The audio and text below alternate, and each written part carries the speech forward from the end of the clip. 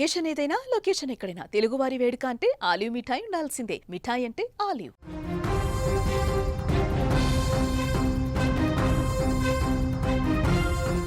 సంచలనం సృష్టించిన యువతి దేవశ్రీ హత్య కేసులో విస్తుపోయే నిజాలు వెలుగులోకి వస్తున్నాయి.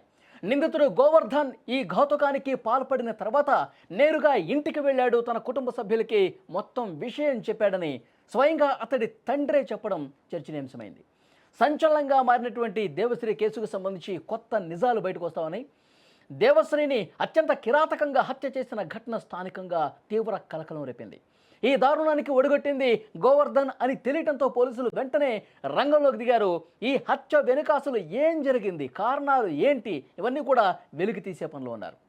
గోవర్ధన్ తండ్రి చేసినటువంటి వ్యాఖ్యలు ఈ కేసుని మరింత బలపరుస్తున్నటువంటి పరిస్థితి ఉంది. నీ పేరేమ్మా? మునసామి. మీదే ఊరు? కొండమారి. కొడుకు గోవర్ధన్ బెంగళూరు పోయినాడు. చిన్నప్పటి నుంచి ఎక్కడ చదివినాడు? తిరుపతిలో సుమారు 10 ఏళ్ళు అయితే ఉంది. తిరుపతిలోనే ఉన్నాడు. అక్కడ జరిగి అంతే అక్కడనే తీసుకున్నాడు. జాబ్ కోసం బెంగళూరు పోయినాడు.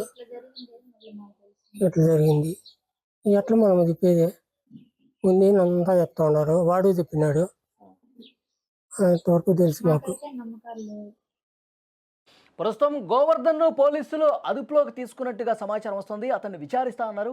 హత్యకు దారితీసిన పరిస్థితులు ఏంటి, ప్రేమ వ్యవహారమా లేక ఇతర గొడవలు ఏమైనా ఉన్నాయా అన్న కోణంలో పూర్తిగా దర్యాప్తును ముమ్మరం చేశారు. సోమవారం బెంగళూరులో దేవశ్రీ హత్య జరిగింది. అన్నమయ్య జిల్లా రామసముద్రం మండలం బిక్కంవారిపల్లి గ్రామానికి చెందినటువంటి రెడ్డెప్ప జగదాంబ దంపతుల కుమార్తె దేవశ్రీ ఆచార్య కళాశాలలో BBA డిగ్రీ 4వ సంవత్సరం చదువుతోంది. అక్కడే ఓ అద్దెగదిలో ఉంటోంది. చిత్తూరు జిల్లా చౌడేపల్లి మండలం పెద్దకొండమర్రికి చెందిన గోవర్ధన్ ఆమెతో సన్నిహితంగా ఉంటా ఉన్నాడు.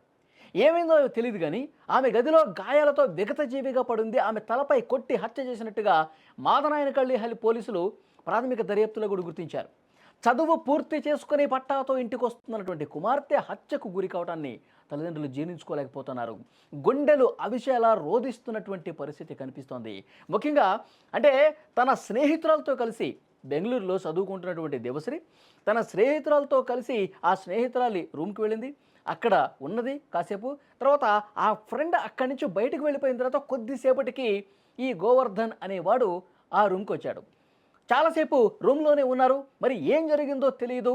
ఇద్దరు కూడా పెద్ద ఎత్తున ఒక గొడవ జరిగినట్టుగా తెలుస్తుంది. ఏదో ఒక విషయానికి సంబంధించి గొడవాడుకున్నట్టుగా తెలుస్తుంది. చాలా దారుణంగా తల మీద కొట్టి చంపేశాడు. అని చంపిన తర్వాత నేరుగా గోవర్ధన్ ఇంటికి వెళ్ళాడు. ఇంటికి వెళ్ళి తల్లిదండ్రులతో కూడా ఈ విషయాన్ని చెప్పినట్టుగా తెలుస్తోంది. పోలీసుల ఇన్వెస్టిగేషన్లో ఇవన్నీ కూడా బయటకు వస్తున్నాయి. తండ్రి కూడా చెప్తా ఉన్నాడు, నేను ఆ అమ్మాయిని చంపేసి నేరుగా ఇక్కడికే వచ్చాను అని చెప్పడంతో తల్లిదండ్రులు కూడా షాక్కి గురైనటువంటి పరిస్థితి. అసలు ఏం జరిగింది, వీళ్ళ మధ్య ఇంత గొడవ జరిగి చంపే పరిస్థితి ఎందుకు వచ్చింది అన్నది కూడా చూడాల్సినటువంటి అవసరం ఉంది. పోలీసుల ఇన్వెస్టిగేషన్లో అన్నీ కూడా బయటకు వస్తాయి.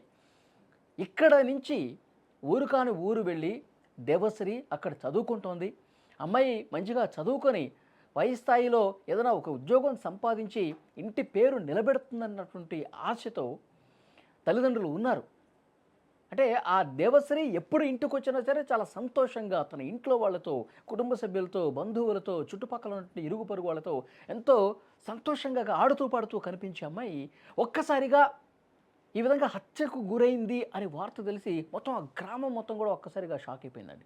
అక్కడ ఉన్న వాళ్ళందరూ కూడా అసలు ఏం జరిగింది, ఎందుకు ఇలా జరిగిందో కూడా అర్థం కాని పరిస్థితి. ఎప్పుడు కూడా ఎవరితో గొడవలు ఉన్నాయనో లేకపోతే ఎవరితో ఏదైనా ఇబ్బందికర పరిస్థితులు ఉన్నాయో ఎప్పుడూ ఇంట్లో వాళ్ళతో షేర్ చేసుకోలేదు. కానీ ఉన్న పళంగా బెంగళూరులో ఒక గదిలో హత్య గావించబడింది అంటే దీని వెనకాల ఏదో జరిగింది. కానీ ఏం జరిగిందన్నది కూడా ఇప్పుడు పోలీసుల ఇన్వెస్టిగేషన్లో బయటకు వస్తుంది.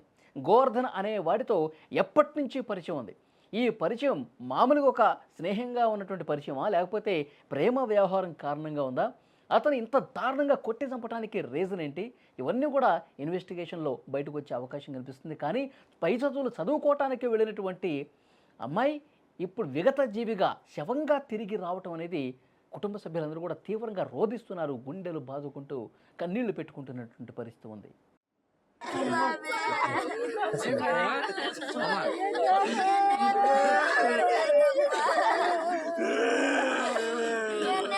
Jangan